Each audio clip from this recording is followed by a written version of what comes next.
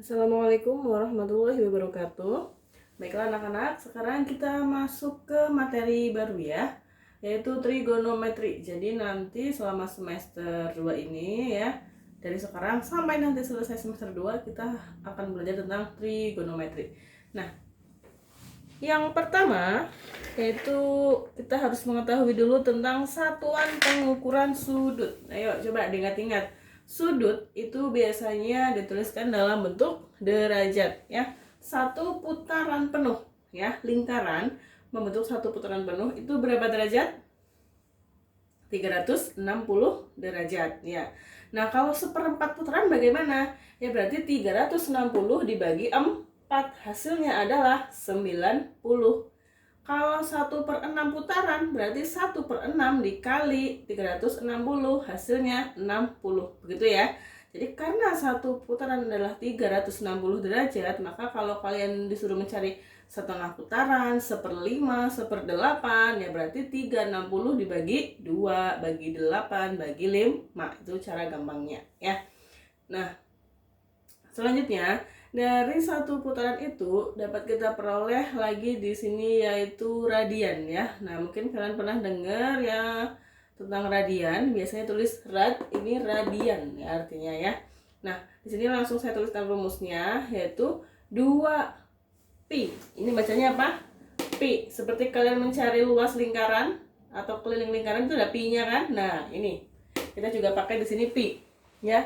2 pi radian itu sama dengan 360 derajat. Kalau 2 pi 360 berarti 1 pi radian, cukup ditulis pi radian, itu adalah 180. Ingat-ingat ya di sini ya. Pi radian 180, 2 pi radian 360. Nah, lihat di sini. Pi radian 180. Kalau 1 radian berarti berapa? Nah, berarti tinggal 180 dibagi pi. Nah, dapat ditulis 1 radian sama dengan 180 derajat dibagi pi ya. Sekarang kalau dibalik 1 derajat itu berapa radian? Nah, dapat ditulis. Di sini ada radiannya ya. Nah, 1 derajat berarti pi radian dibagi 180. Ini harus selalu diingat, jangan sampai tertukar. Kalau dari radian ke derajat, berarti derajatnya yang ada di atas. Kalau 1 derajat dirubah ke radian, berarti radiannya pi-nya yang ada di atas ya. Sekarang contoh yang pertama dulu, ubahlah 60 derajat dan 75 derajat ke dalam radian. Yang dicari apa? Radian. Oh, berarti radiannya yang ada di atas. Kita jawab. 60 derajat sama dengan 60 derajat, ya kan? 60 aja tulis. Dikali radiannya di atas, pi-nya berarti pi per 180. Nah, sama dengan, nah ini bagaimana cara menulisnya? Ini 60 dibagi 60 berapa? 1. 180 dibagi 60 berapa? 3. Nah, dapat 1/3. Tulis 1/3 pi-nya ada kan? Pi radian ya, sama dengan 1/3 pi. Paham ya? Jadi ingat, oh yang dicari radiannya. Oh, berarti yang di atas adalah pi radian. Sekarang 75 derajat berarti 75 dikali pi per 180. Kira-kira dibagi berapa? Bagi 25 ini nggak bisa ya kan? Kita bagi 15 ya. Dibagi 15. Ini ditulis dibagi 15. Hasilnya adalah 5. Di sini hasilnya adalah 12. Berarti hasilnya 5/12. Pi-nya tulis. Udah selesai. 5/12 pi. Paham ya? Nah, sekarang kita masuk ke contoh yang kedua. Nah, di sini soal yang kedua. Ubahlah 0,5 pi radian dan 1/6 pi ke dalam derajat. Nah, sekarang yang dicari adalah derajatnya. Berarti derajat yang ada di atas. Nah, yang pertama 0,5 berarti 0,5 kali derajat di atas berarti 180 per berapa? Per pi. Sama dengan 0,5 kali 180 berapa? Ayo, masih ingat? 0,5 kali ini 0,5 pi ya, maaf, 0,5 pi, 0,5 pi. 0,5 itu setengah kali 180. Setengahnya berapa? 90 derajat. Di sini ada pi, di bawah juga ada pi. Kita coret. Habis kan? Pi dibagi pi habis kan? 1 kan? Nah, berarti hasilnya adalah 90 derajat. Nah, sekarang yang kedua, 1/6 pi sama dengan 1/6 pi dikali 180 per pi. Pi-nya dulu kita coret. Nah, terus sekarang 180-nya di atas, 6-nya di bawah. Berarti 180 dibagi ya. Kalau di bawah berarti dibagi 6 berapa hasilnya? 30 derajat. Sudah selesai ya. Begitu caranya, gampang. Yang penting kalian harus ingat bagaimana cara mencari radian ke derajat dan derajat ke radian. Paham ya? Nah, sekarang kita masuk ke materi selanjutnya.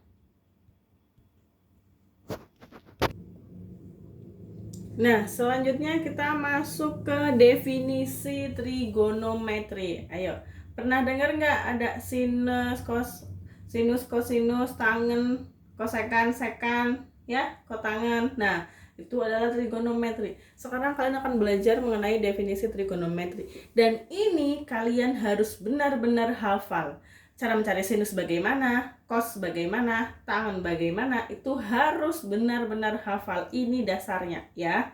Nah, ini dipakai untuk segitiga siku-siku ya. Segitiga apa nak? Siku-siku. Lihat, di ujung sana ada alfa, itu adalah sudut alfa, sudutnya.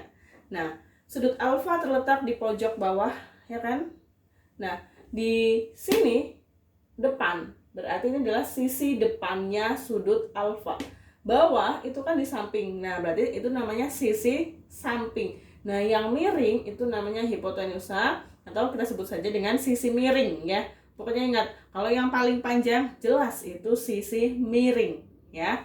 Yang di sebelahnya alfa namanya sisi samping.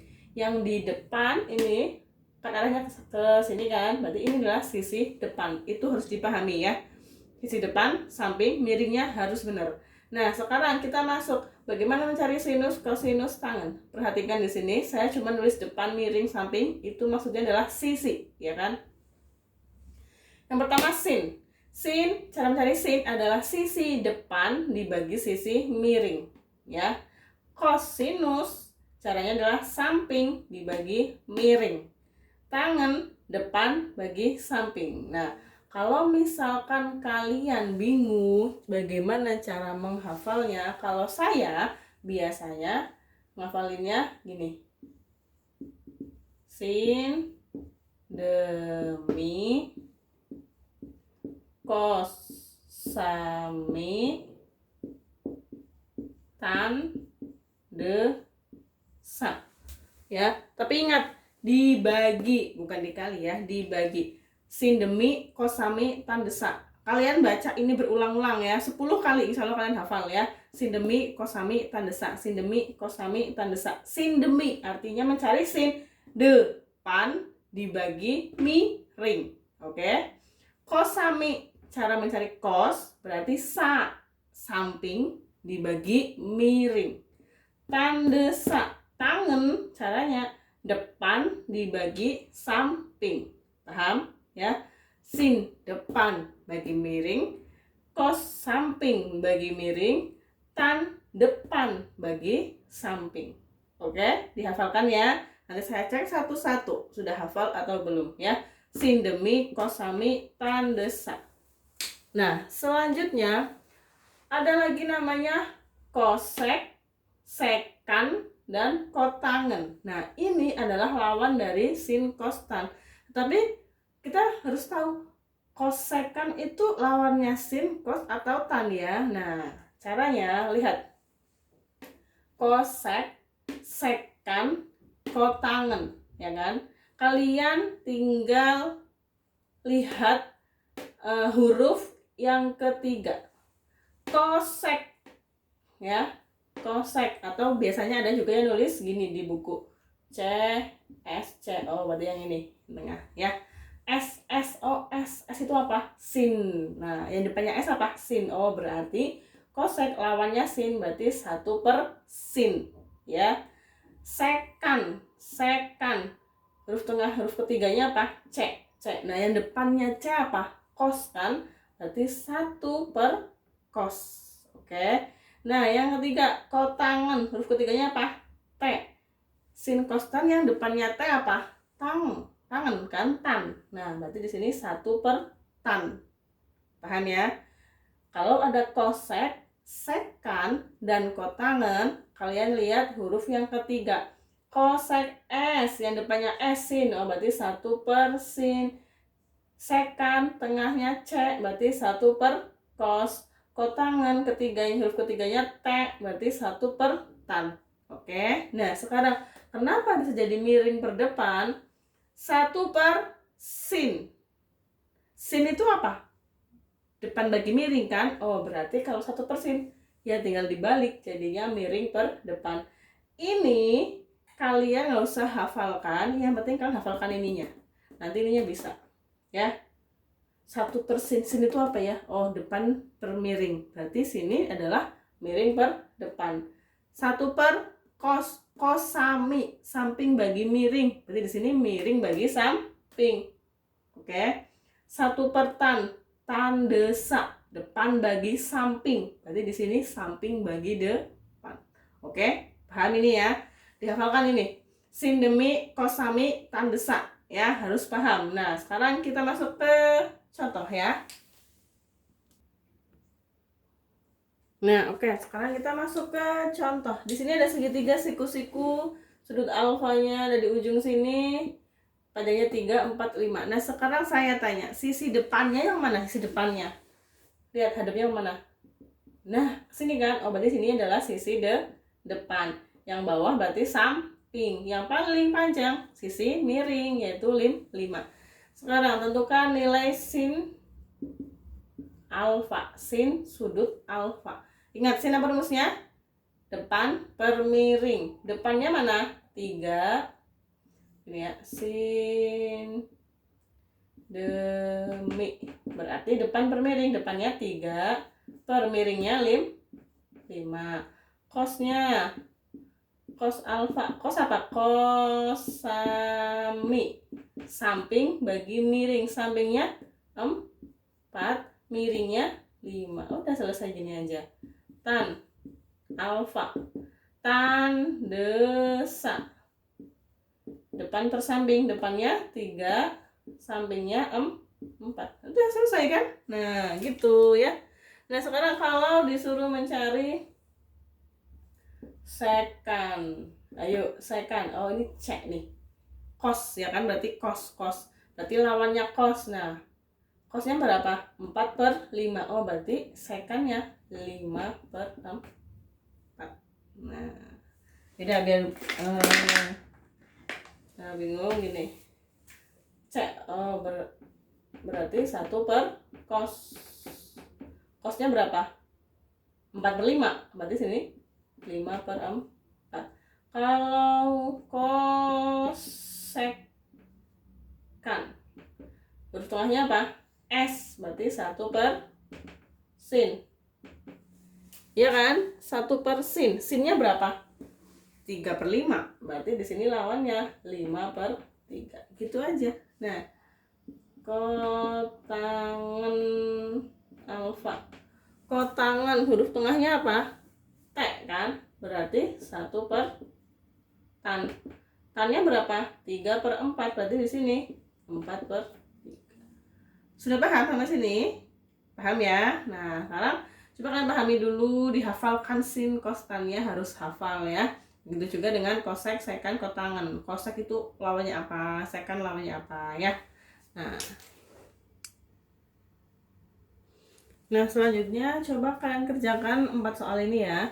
Yang pertama, ubahlah 270 derajat dan 45 derajat ke dalam radian. Sudah diajarkan tadi. Yang nomor 2, dari derajat dicari apanya? Radiannya. Nah, soal yang nomor 3, ada segitiga siku-siku, sisinya ada 6, 8, 10. Kalian cari sin, cos, tan, kosek, sekan, dan kotangannya ya. Nah, yang nomor 4 sama, mencari sinus, kosinus, dan tangen, tetapi di sini ada panjang sisi yang belum diketahui. Bagaimana cara mencarinya? Gunakan Pitagoras yang sudah diajarkan waktu SMP ya. Ayo, silakan dikerjakan. Jangan sampai nanti ada yang tanya, Bu, Pitagoras bagaimana ya? Nah, baca buku.